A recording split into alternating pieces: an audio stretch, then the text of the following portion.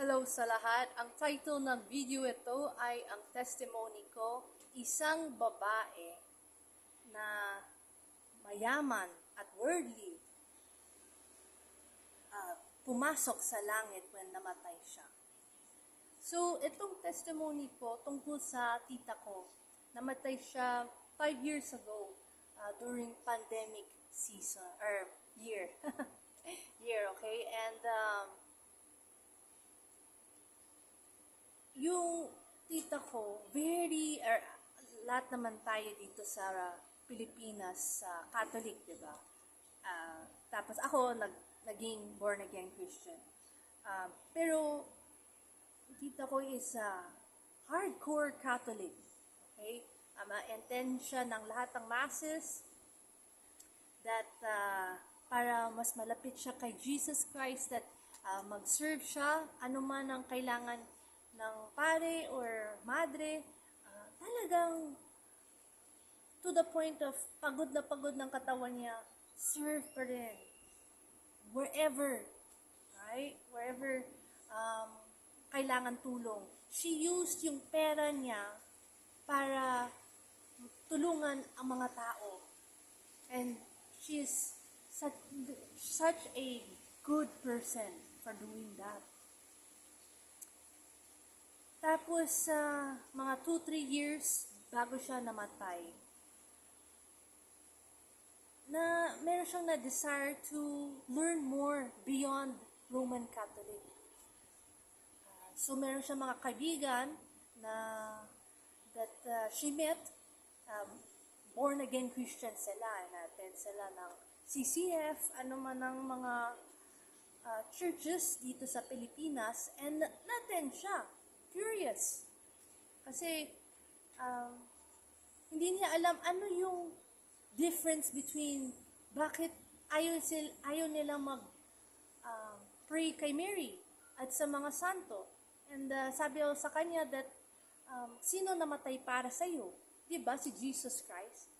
Bakit ayaw mong magdiretso na lang sa kanya? Iikot ka pa. Diba?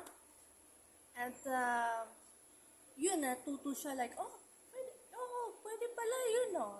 And nag-attend siya ng Bible studies. So, nabukas siya ng isip niya ng, ay, meron palang Bible verses ng pwede natin sabihin kung meron tayong problema. Reflect. Kasi sa Catholic, di ba, alam nang natin ang mensahe ng pare.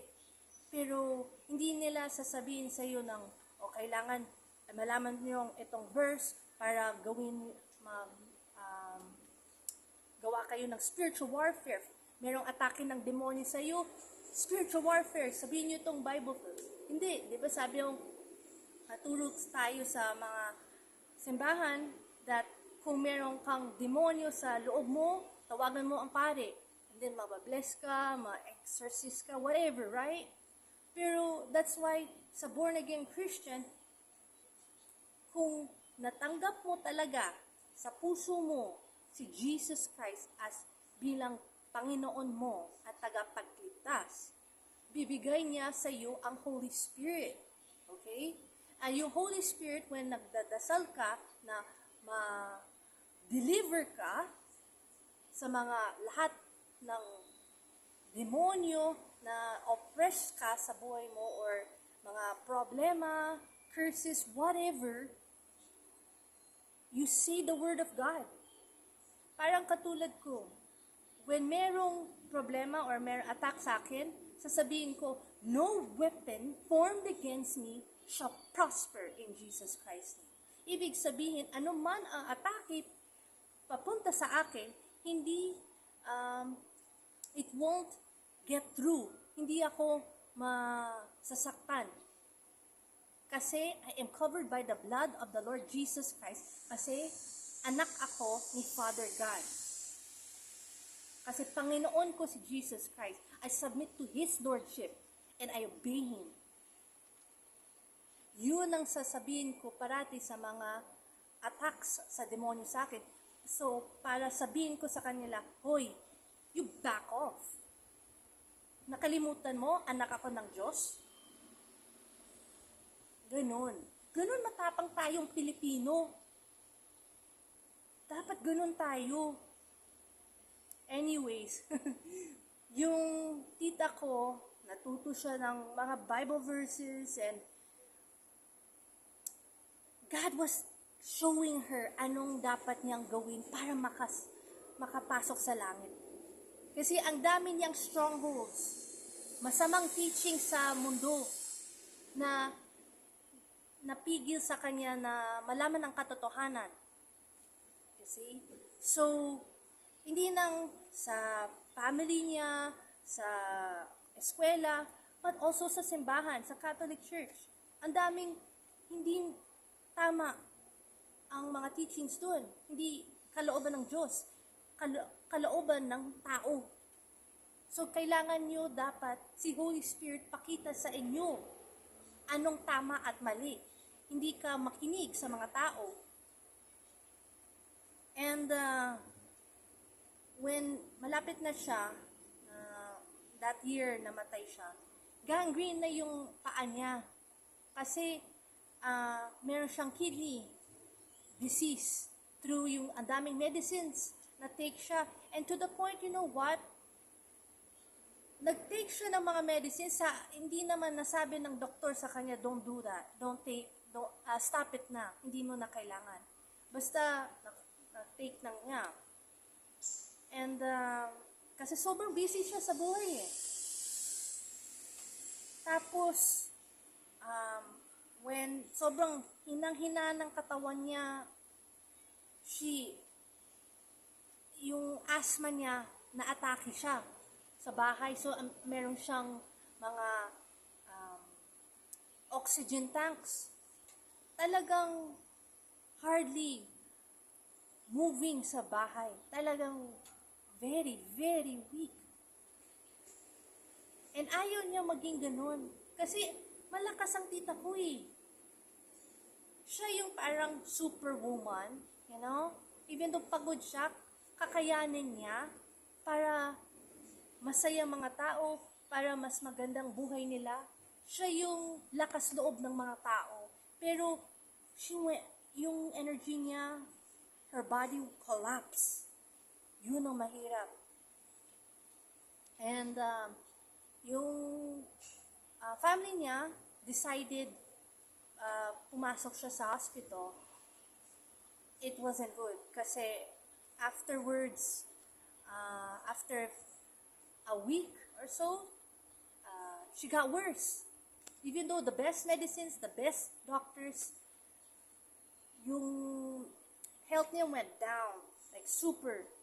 And sabi daw ng Holy Spirit sa akin, ibigay mo a message para magsisi siya talaga sa lahat ng kasalanan niya kasi malapit na siyang kunin ni Father God. So, yun ang nagawa ko. Napadala kong video sa family namin, Viber, kasi what happened is that I don't know if contact ko siya, basta I let it go there, I sent it para sana makita niya. And nakita niya kasi nakita ko yung scene eh. So I was like, yes, Lord, thank you. So, yung prayer ko nang that sana nagawa niya. Alright? And, you know what happened? Yung mga pinsang ko, yung anak niya, na-persecute nila ako. Sabi niya, anong sa tingin mo? Bakit mamatay ang mami namin? You shut up. You know, and hindi nila alam ako, hindi nang gusto kong tulungan siya, but nasundin ko nang ang utos ng Father God. You see? They became aggressive kasi life is hitting them na baka 99% mamatay ang nanay mo. Kaya mong tanggapin? And that's where I was giving the message that repent now. Hindi mo alam kailan ka mamatay. Ako mismo at that time, I was taking care of my dad. The following year, namatay siya. So, hindi nila alam yung narasan ko that time.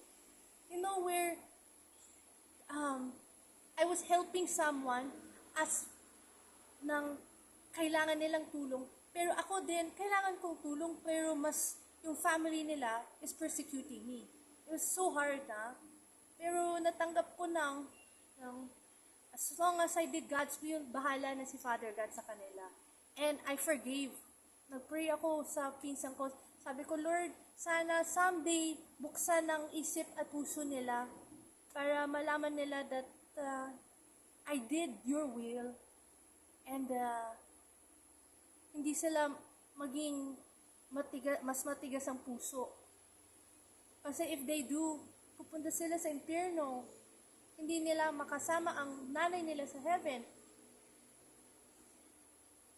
And that's what I always prayed for.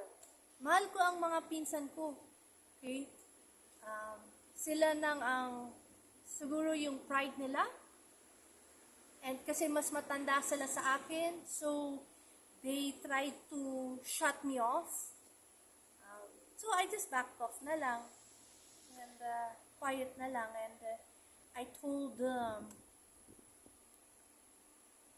I asked Jesus Christ, Lord, pumasok na ba si tita ko? Kasi namatay na siya eh. And sabi ko, Jesus Christ, sa panaginip ko, pumasok sa langit. And napakita sa akin that she's waiting for me when my time comes. Excited siya that I continue to preach the gospel kasi ang daming kailangan malaman ng katotohanan para makapasok sa langit. And I look forward to see my tita again. Miss na miss ko siya. Katulad ng miss ko yung mommy, daddy ko. Pero I have to do God's will pa rin eh. Hindi ko pa time yet. But when my time is, excited na ako uwi.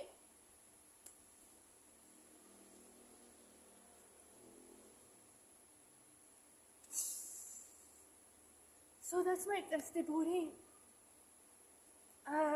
Sana i-share nyo. So, sana at least 1% matouch, magkumbaba, at aminin ang mga kasalanan nila, that anuman ang kasalanan mo, kayang patawarin ni Jesus Christ.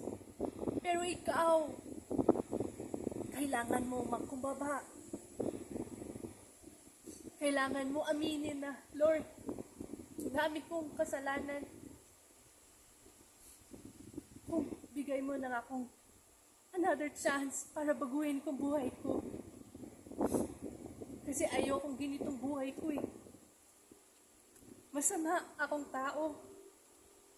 And mahal na mahal kita, Jesus Christ. You see, gusto mong magbagong buhay, hindi para lang sa'yo, pero kasi mahal mo si Jesus Christ. Kasi siya namatay para sa'yo, para sa akin. Ganun ang pagmamahal. So, anyways, please share this message and sana na-inspire kayo. And this is the end of the video. May Jesus Christ bless you.